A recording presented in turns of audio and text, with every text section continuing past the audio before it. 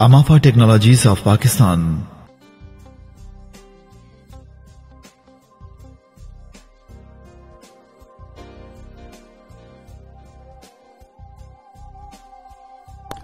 बिस्मिल्लाहिर्रहमानिर्रहीम। तमाम देखने और सुनने वालों को अस्सलामु अलैकुम वरहमतुल्लाहि वबरकातुहू। आज माइक्रोसॉफ्ट एक्सेल 2007 का टॉपिक नंबर 10 पढ़ेंगे। इसमें बहुत अहम टॉपिक है, फार्मूले वगैरह के बारे में बताया गया है कि हम फार्मूले किस तरह ऐड करते हैं। तवज्जो से स्क्रीन पर देखें। अगर मिसाल के तौर पे यहाँ पर हम 50 लिख कर एक और जगह 50 लिख दें और इस तरह से एक और कंडीशन ले लेते हैं, यहाँ पर थोड़ा सा और चेंज कर लेते हैं इसको। फिर हम यहाँ आते हैं, यहाँ हम लिखते हैं 50 और यहाँ हम लिखते हैं 50। ये कुछ वैल्यूज हैं, हम इसे जमा करना चाहते हैं और ये वैल्यूज भी हम जमा करेंगे। दोनों वैल्यूज जमा करेंगे, लेकिन दोनों का डिफरेंस आपको बताना है। तवज्जो से देखिए, जब आप ये चाह रहे होते हैं कि इनको जमा करें तो जमा करने को यहाँ सम कहते हैं। सम के लिए सम का फार्मूला ऐड करना पड़ता है, लेकिन सम के फार्मूले दो तरह के होते हैं। सम के फार्मूले की पहली नौयत यह है कि सिंबल से सम होता है, और दूसरा सिंबल से नहीं होता बल्कि कीवर्ड से होता है। सोचने की बात यह है कि सिंबल और कीवर्ड में क्या फर्क है।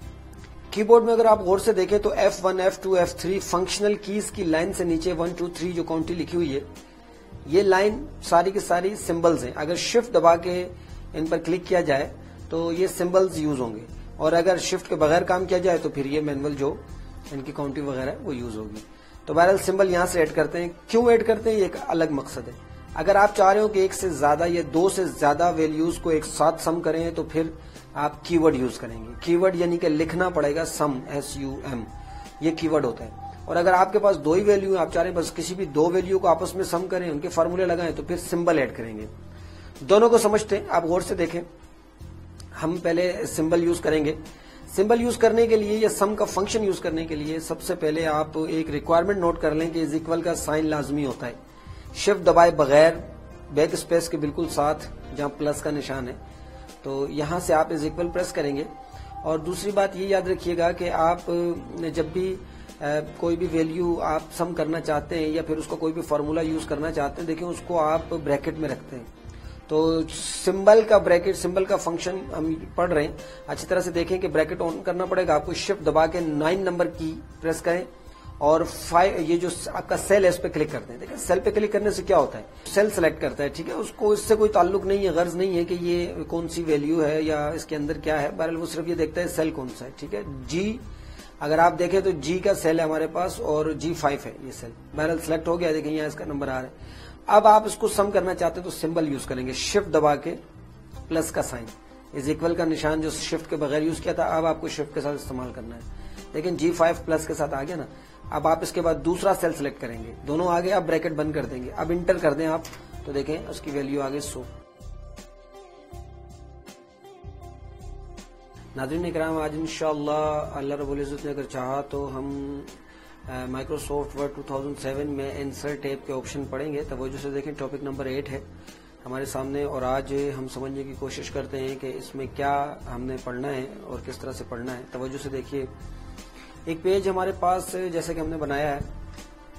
अब देखिए इसमें अगर आप ये चाह रहे हो कोई पिक्चर ऐड कर लें, हम देखें तो पिक्चर ऐड कर सकते हैं। आप देखें कोई भी पिक्चर आपकी जो भी हार्ड डिस्क में मौजूद है, देखें जो पिक्चर आती है तो फिर देखें उसका साइज भी मेंटेन करना पड़ता है। आप चाहें तो उसको मैनुअली भी यूज कर सकते हैं। अब देखें ये हमारी एक पिक्चर है। अब हम ये चाह रहे हैं कि हमारा जो टेक्स्ट है ना इस पिक्चर के साथ अलाइन हो, यानी कि इसके किसी स्टाइल में टेक्स्ट यहाँ से शुरू होना शुरू हो, यानी कि यहाँ से ना आए, यहाँ से शुरू। फिर पिक्चर सेलेक्ट करेंगे हम, तो देखिए फॉर्मेट टैब, नया टैब हमारे पास आ जाता है। पहले तो पिक्चर के प्रीसेट्स क्या रखने हैं आपने, देखें ये तो ये आप सेट करें। पहले तो हमने कहा कि हमें पिक्चर ऐसी चाहिए, देखें ये पिक्चर स्टाइल्स है, ये ले लें, ये ले लें, हमने ये ले लेते हैं, ठीक है। अच्छा, पिक्चर लेने के बाद अब आप चाहें तो उसकी शेप भी चेंज कर सकते हैं। देखें आप चाहें तो यहाँ से कोई शेप भी चेंज कर दें, उसकी पिक्चर इस तरह की ले लें, या अगर आप चाहें तो यहाँ किसी स्टाइल में ले लें। देखें ये भी एक स्टाइल है, आप चाहें तो इनमें भी ले सकते हैं या फिर इस स्टाइल में ले लें, क्या जाएगा। तो पोजीशन एक ऑप्शन है हमारे पास। देखिए इसमें आप देखें तो पिक्चर्स के स्टाइल्स हैं।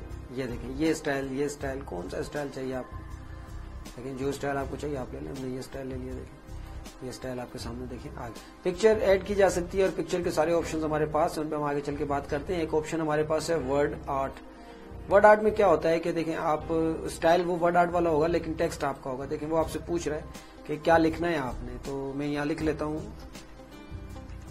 अमाफा लिख लेते हैं हम यहाँ पे, ठीक है ना। और आगे हम लिख लेते हैं टेक्नोलॉजी। ठीक है, ये लिख लिया हमने। अब वो पूछ रहा है साइज क्या रखेंगे आप। देखिए मैंने साइज कम कर दिया। टेक्स्ट का स्टाइल क्या होना चाहिए, जो आपका स्टाइल होगा टेक्स्ट का वही देगा। एरियल ब्लैक जरा बोल्ड है इसलिए हमें पसंद है। ओल्ड और ज्यादा बोल्ड कर सकते हैं, इटैलिक कर सकते हैं, ओके कर दें। देखिए ये आपकी ये देखें वर्ड आर्ट जो है ना आपका वो यहाँ आ गया। वर्ड आर्ट आने के बाद भी फिर बहुत सारे ऑप्शन है, चेंज कर सकते हैं वर्ड आर्ट को। देखें जिस स्टाइल में चाहे आप चेंज कर दें। ये भी एक स्टाइल है। हेडिंग वगैरह इस तरह भी बनाई जा सकती है अगर आपको पसंद हो। शेडो स्टाइल क्या हो, देखें इसके शेडो स्टाइल भी दे सकते हैं। ठीक है ना, 3D स्टाइल जो भी चाहें। 3D इफेक्ट्स क्या होने चाहिए, देखें आप ये भी दे सकते हैं। ये होना चाहिए। यहाँ आके आपने कहा मुझे तो वर्ड आर्ट स्टाइल चेंज करना है और यहाँ पे 3D ये देनी है। देखेंगे जैसी चाहें आप यूज कर लें उसको। देखिए हमने कहा भाई ये रखो या ये रखो, ये रख लो। बिस्मिल्लाहिर्रहमानिर्रहीम। तमाम देखने और सुनने वालों को खुश आमदीद। आज हम इंशाअल्लाह माइक्रोसॉफ्ट पावर पॉइंट का टॉपिक नंबर 11 यानी आखिरी टॉपिक पढ़ेंगे। इसमें एनिमेशन वगैरह के बारे में हमें बताया गया है। तवज्जो से स्क्रीन पर देखें और आगे बढ़ने की कोशिश करें। जैसे कि आपने स्लाइड्स वगैरह बनाना सीख ली, आपने स्लाइड्स को तैयार कर लिया, प्रेजेंटेशंस कंप्लीट हो गई, लेकिन अब हम चाह रहे हैं कि इसकी एनिमेशन हो। एनिमेशन के लिए देखें एक चीज होती है कि जब एक पेज हमारे सामने हो और दूसरा पेज हम लाना चाहते हो तो दूसरा और पहले पेज के दरमियान में क्या इफेक्ट आए। वो जो इफेक्ट आता है ना पहले इमेज से लेकर दूसरे इमेज के दरमियान में जो तब्दीली आती है, जो एनिमेशन होती है, उसे हम यहाँ ट्रांजिशंस कहते हैं। और ट्रांजिशंस ये हमारे पास मौजूद है। अब देखें ये हमारे पास इस वक्त डिफॉल्ट में नो ट्रांजिशंस एक्टिव है, जबकि आप यहाँ जाएं तो देखें ट्रांजिशन ऐसे आएगी। ये एक ट्रांजिशन है। देखिए लाइव प्रीव्यू आप देखा जा रहा है, आपको लाइव प्रीव्यू आप देख सकते हैं। आप मजीद ट्रांजिशन देखें, ये ट्रांजिशन है, ये ट्रांजिशन है, इनकी साइड एंड सिमटें देखें आप। ये स्टाइल है, चाहें तो ये स्टाइल ले लें, ये स्टाइल ले लें। आप जो चाहें ट्रांजिशंस में इफेक्ट्स यूज कर सकते हैं। देखिए बनी बनाई ट्रांजिशंस हैं। आगे इंशाल्लाह मल्टीमीडिया में हमारे पास ऐसे सॉफ्टवेयर हैं जिसमें हम अपनी मर्जी की ट्रांजिशंस बनाते हैं, लेकिन यहाँ पर देखें ट्रांजिशंस ये दी गई हैं। अब जो चाहें आप जैसी चाहें ट्रांजिशंस इनमें एक्टिव कर लें। इस तरह से अगर आप चाहें तो इनको यूज कर सकते हैं। तो ये आज की क्लास थी। मैं उम्मीद करता हूँ कि एनिमेशन की क्लास आप समझ गए होंगे अच्छे तरीके से। इसको समझें और प्रैक्टिस करते हुए आगे चलें। आखिर में आपसे इल्तमास है कि हम आफा मल्टीमीडिया डिप्लोमे की मैनेजमेंट को अपनी दुआओं में जरूर याद रखें।